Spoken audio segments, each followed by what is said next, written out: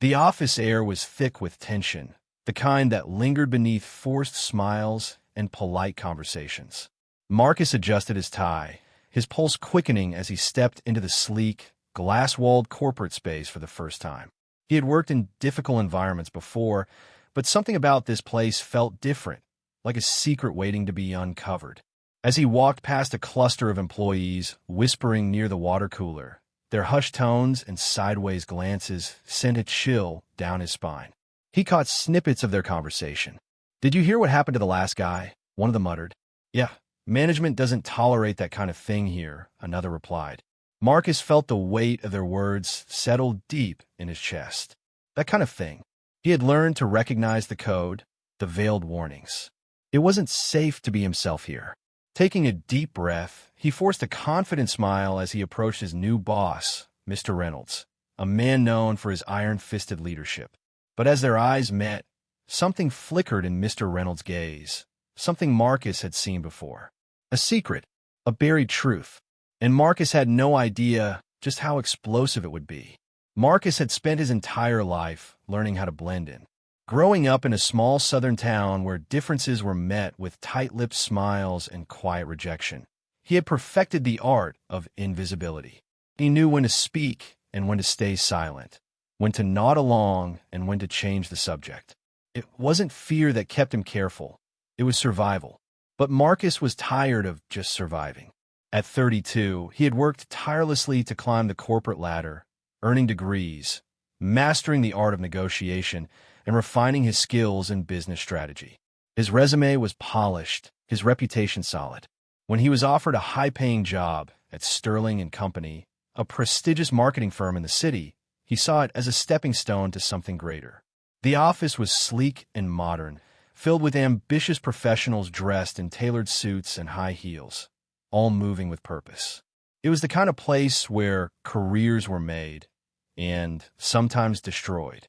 He had heard whispers about the company's culture. It was known for its aggressive work environment and an unspoken boys' club mentality. Diversity was something they mentioned in brochures, not something reflected in their leadership. Still, Marcus believed that if he worked hard enough, he could make a place for himself. As he walked toward his desk, he took in his surroundings. Across from him sat Rachel, a sharp-witted marketing strategist with a talent for spotting office drama before it unfolded.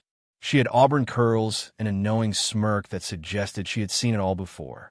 Next to her was Jared, an ambitious young man with a habit of aligning himself with the higher-ups, always ready to laugh at the boss's jokes, no matter how dull. Then there was Mr. Reynolds, the regional director, a tall man with salt and pepper hair and a stare that could cut through glass. He was well-respected, admired even, but there was something about him that felt restrained, like he was holding something back. Marcus had learned early in life that secrets had a way of revealing themselves when you least expected it. And something about Mr. Reynolds told him this office had more than its fair share. Settling into his chair, Marcus logged into his computer, the glow of the screen reflecting off his smooth, dark skin. He had one goal: to prove himself, to rise above the noise and the politics, to show that he belonged here. What he didn't know was that this job would test him in ways he never imagined. And before it was over, he wouldn't just uncover secrets. He'd be forced to confront his own. It started with a whisper. Marcus had been at Sterling and Company for just over a week, long enough to learn the unspoken rules of the office. Work hard, keep your head down, and laugh at the right jokes, even when they weren't funny. The office was sleek and professional on the surface, but beneath the polished exterior, there was an undercurrent of something darker. He first noticed it during lunch. Sitting alone in the break room, scrolling through his phone, he overheard a conversation at the next table. Two senior executives, Paul and Greg, both men with years of tenure, were speaking in low voices, their words dripping with disdain. "Did you hear about that guy from accounting? What was his name?" Paul asked, stirring his coffee absent-mindedly. Greg smirked. "Yeah, Josh. He thought no one knew, but you could tell. He didn't belong here." Paul chuckled. "Well, he's gone now. Guess he got the hint." Marcus's stomach twisted. He knew exactly what they were talking about. Josh was gay, and from the sound of it, he hadn't left by choice. Marcus set his coffee down, his mind racing. Had Josh been forced out? Harassed? Ignored until he had no choice but to leave? He wanted to believe that this company, despite its flaws, wasn't like that. But the knowing looks between Paul and Greg told him otherwise. And then came the moment that changed everything. Later that evening, as Marcus stayed late to finish a report, he saw Mr. Reynolds enter his office, the lights still on behind the glass walls. The man always carried himself with a rigid, no-nonsense demeanor, but tonight he looked uneasy. His shoulders were tense, his fingers tapping nervously on his desk. Marcus was about to look away when something unexpected happened. Mr. Reynolds pulled out his phone, glanced around as if making sure he was alone, and then swiped through a screen. The glow of the device illuminated his face. Then Marcus saw it. A dating app. One Marcus recognized immediately because he had it on his own phone. Marcus froze. Mr. Reynolds was gay. The realization hit him like a thunderclap. The same man who ruled this office with an iron fist, who stood by while men like Josh were driven out, was hiding the very thing he allowed others to be punished for. It wasn't just hypocrisy, it was a ticking time bomb. Because in a place like this, secrets didn't stay hidden for long. And Marcus had just stumbled upon the biggest one of all. Marcus sat at his desk, staring at his computer screen, but his mind was elsewhere. Mr. Reynolds was gay. The revelation shouldn't have mattered. After all, people's personal lives were their own business. But in an office like Sterling and Company, where whispers had the power to destroy careers, this secret wasn't just personal. It was dangerous. For days, Marcus wrestled with what to do. Should he confront Mr. Reynolds? Pretend he never saw anything? Keep his head down like he always had? The office air grew heavier with each passing day. Marcus began noticing things he hadn't paid attention to before. The way certain employees stiffened around conversations about diversity. The careful, practiced silence that followed any mention of LGBTQ plus topics. It wasn't outright hostility, it was something colder, more calculated. And then came the first real test. One afternoon, Marcus was invited to a strategy session with a few senior managers. It was framed as an opportunity for professional growth. But Marcus quickly realized what it really was, a gathering of the inner circle, where the unspoken rules of the company were reinforced. They sat in a dimly lit conference room, coffee cups steaming on the polished table. Paul, one of the executives Marcus had overheard in the break room, leaned back in his chair and smirked. "Marcus, you've been here a few weeks now. You're sharp. You work hard. We like that," he said. Marcus nodded cautiously. "I appreciate that." Paul exchanged a glance with Greg. "You see, we keep things traditional here. Sterling and Company has a reputation to uphold. Our clients trust us because we understand them, their values, their way of doing business." Greg chuckled. "Which means we can't afford distractions. You get what I'm saying, right?" Marcus felt the heat rise in his chest. He knew exactly what they were saying. They were testing him, seeing if he was one of them, if he would nod along, stay silent, pretend not to see what was happening around him. His fingers curled under the table. He had spent years walking the tightrope of corporate spaces, knowing when to speak and when to swallow his words. But now, for the first time, the weight of silence felt suffocating. "I understand," Marcus said carefully. But he didn't agree. Paul grinned, satisfied. "Knew you were a smart guy." That night, Marcus lay in bed, staring at the ceiling. He hated himself for not speaking up. But what could he have done? One wrong move, one misplaced word, and he'd be next. Just like Josh. The next morning, he arrived early and found himself face to face with Rachel, the sharp-witted marketing strategist. She leaned against his desk, arms crossed. "You good?" Marcus hesitated. "Yeah, what?" Rachel gave him a look. "Please, I know that face. That's the I'm questioning my life choices face." Marcus sighed. "It's just this place. The way they talk about people." Rachel's smirk faded. She glanced around, then lowered her voice. "Look, I'm going to give you some free advice.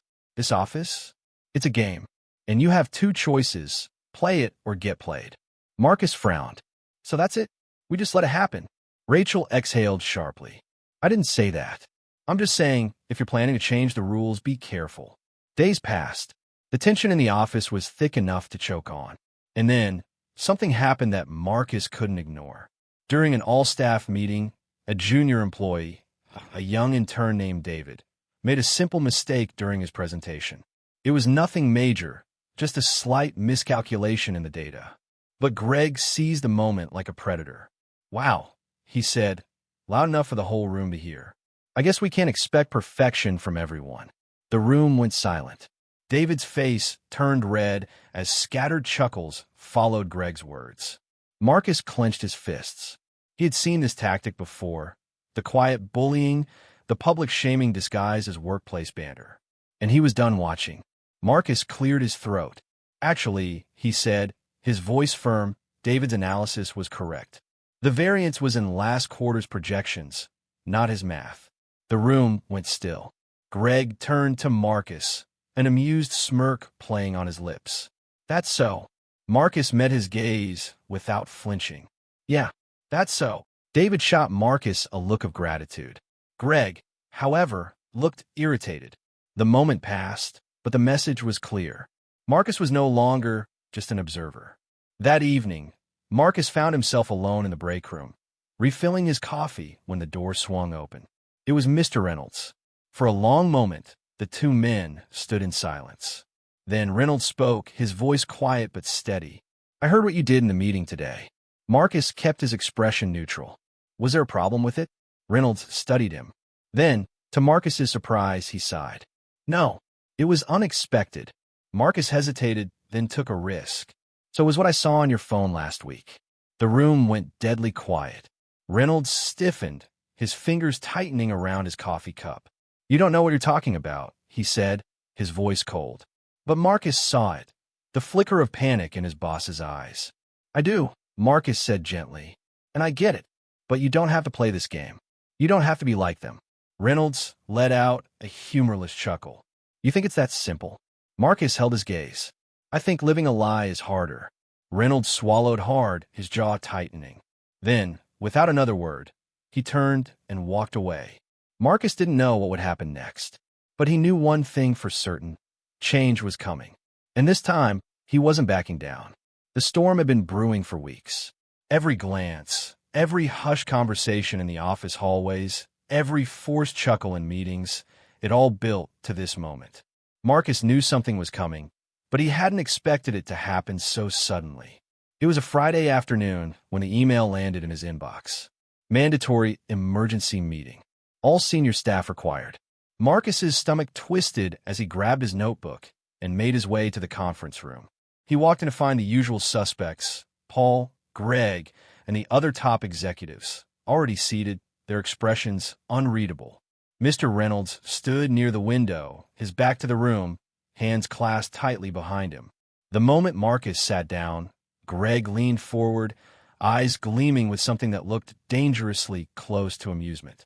"Well, gentlemen," he began, his voice thick with self-satisfaction, "it seems we have a problem." Paul slid a folder across the table. Marcus's name was on it. His heart pounded as he opened it, skimming the contents. His pulse slowed, then quickened again. This wasn't just a performance review or some fabricated HR complaint. It was a targeted attack. They had pieced together emails, cherry-picked meetings, even conversations that had never been meant for their ears. Twisting his words, making it look like he was the problem. His hands clenched into fists. He knew what this was. They weren't just pushing him out. They were silencing him. Mr. Reynolds finally turned, his face carefully blank. "Marcus," he said evenly, "these concerns have been brought to my attention. There seems to be a growing sentiment that your presence here has caused friction." Marcus forced himself to breathe. "Friction," he repeated. Paul smirked. "We just want to maintain a professional culture, one that aligns with the values of our firm. You understand." Marcus understood all right. He glanced around the table, his gaze lingering on Reynolds. The man wouldn't meet his eyes. So this was it, the moment of truth. Marcus had two choices. He could walk away, keep his head down like he always had, let them push him out and pretend like it hadn't happened. Or he could fight. He straightened in his chair, setting the folder aside. "No," he said simply. A ripple of surprise moved through the room. "No, Greg echoed, amused. Marcus nodded. No, I'm not going to just sit here and let you pretend this is about company values. We all know what this is. His voice was steady, unwavering. This is about control. It's about fear. And it's about the fact that I won't play along with your little power games. The room was silent. Reynolds exhaled sharply, rubbing his temples. Greg's smirk widened. You're being paranoid, Marcus. Marcus chuckled, shaking his head. Am I? Because it's funny. You were perfectly fine with me when I was quiet, when I was agreeable. But the second I challenge you, suddenly I'm a problem. Paul's jaw tensed. Watch yourself. No, Marcus repeated. You watch me. He turned to Reynolds, who was still standing by the window, gripping the edge of the desk so tightly his knuckles were white. And in that moment, something shifted. Marcus saw it. The hesitation, the conflict in Reynolds' eyes. Because Reynolds knew. He knew what it was like to be afraid, to live in the shadows, to sacrifice integrity for survival. Marcus's voice softened, but the strength remained. You know this is wrong. A muscle in Reynolds' jaw twitched. For a long moment, nobody spoke. Then, without a word, Reynolds turned toward Paul and Greg. And for the first time in his career, he made a choice. One that no one saw coming. Reynolds cleared his throat, the tension in the room thick enough to cut with a knife. I've heard enough, he said. Paul and Greg looked at him, their confident smirks faltering. Sir? Greg asked, his voice laced with confusion. Reynolds exhaled and turned to face Marcus fully for the first time. His expression was unreadable, but Marcus could see it, the war happening behind his eyes. For years, Reynolds had played along, allowing people like Paul and Greg to dictate the company's culture, its so-called values. He had stood by as good people were pushed out, as an environment of fear and silence spread like a virus. And now, standing before him, was someone who refused to be silent, someone who had seen him, someone who, despite the risk, had called him out, not with malice, but with truth. Reynolds took a slow breath and placed both hands on the table. I want to prove this. Silence. Paul's eyes widened. Sir. No. Reynolds' voice was firmer now. This file. These allegations. It's a joke. And frankly, I'm embarrassed that we're even sitting here pretending it isn't. Greg stiffened. With all due respect, Mr. Reynolds, we're trying to uphold the integrity of the company. Reynolds let out a short, humorless laugh. Integrity. He shook his head. You're talking about integrity while sitting here orchestrating a takedown of an employee just because you don't like the fact that he speaks his mind? Greg's face burned red. That's not what this is about. Reynolds' gaze darkened. Oh, but it is. And it stops today. Marcus's heart pounded in his chest. He had come into this room prepared to lose everything. He had accepted that standing up for himself would mean being forced out. But this was something he hadn't expected. Reynolds turned to him, and for the first time, there was something in his eyes that hadn't been there before, acknowledgement. You're not going anywhere, Marcus. Paul and Greg looked as if they had swallowed something sour. Reynolds straightened his tie and spoke with the confidence of a man who had just freed himself from invisible chains. In fact, I think it's time we had a real conversation about the culture of this company, starting with leadership. He let his gaze settle on Paul and Greg. I expect resignations on my desk by the end of the day. Paul's jaw dropped. What? You heard me. Greg sputtered. You can't be serious. Reynolds folded his arms. I'm very serious. The way this company has operated, the way I've allowed it to operate, ends now. Marcus stared at him, barely believing what he was hearing. Reynolds turned to him again. Marcus, if you're willing, I'd like to sit down with you to discuss how we can make real changes here. Not just on paper. I'm talking about actual, meaningful reform. Because if this company wants to thrive, it can't be built on fear. It needs to be built on something stronger. For the first time since stepping into that office, Marcus let out a breath he didn't realize he had been holding. He had won, not just for himself, but for every person like him. The ones who had been silenced, the ones who had been forced out, the ones who had been too afraid to stay. He looked at Reynolds, the man who had spent years hiding, and nodded. I'd like that. Word spread fast. By the next morning, the office was buzzing. Greg and Paul were gone. A new diversity and ethics initiative was in the works. And for the first time in its history, Sterling and Company was facing itself in the mirror. People who had once whispered in hallways now spoke openly. Employees who had once feared speaking up now had a seat at the table. And Marcus? He had finally found something he never thought he would, a place where he could be himself. A few days later, as he walked past Reynolds' office, he paused. The door was slightly ajar, and inside, Reynolds was staring at his phone, the familiar glow of the screen reflecting in his eyes. Marcus knocked lightly on the door. "You okay?" Reynolds looked up, startled. He hesitated for a moment before sighing. "It's funny," Reynolds murmured. "I spent my whole life hiding, thinking that if I just stayed quiet, if I just followed the rules, I'd be safe." He chuckled bitterly. "Turns out, the only thing I was protecting was other people's comfort." Marcus leaned against the doorframe. "It's not too late, you know." Reynolds looked at him. Marcus gave a small smile. "To stop hiding." For a long moment, Reynolds just stared. Then slowly he nodded. Maybe, just maybe, this wasn't just a victory for Marcus. Maybe it was the beginning of something bigger. For both of them. And for everyone who had ever been told they had to stay silent. Months passed, and Sterling and Company was almost unrecognizable. The oppressive atmosphere that once dominated the office had lifted, replaced by open discussions, inclusive policies, and a newfound sense of respect among employees. It wasn't perfect, change never was, but it was real. Marcus had become more than just an employee. He was now a leader in reshaping the company's culture. His voice, once drowned out, was now sought after in meetings.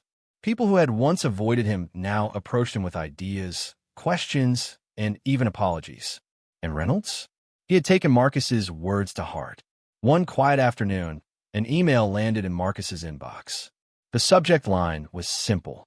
No more hiding. Attached was an article, a personal essay by Reynolds himself, published on a major business platform. In it, he spoke about fear, silence, and the cost of pretending to be someone he wasn't.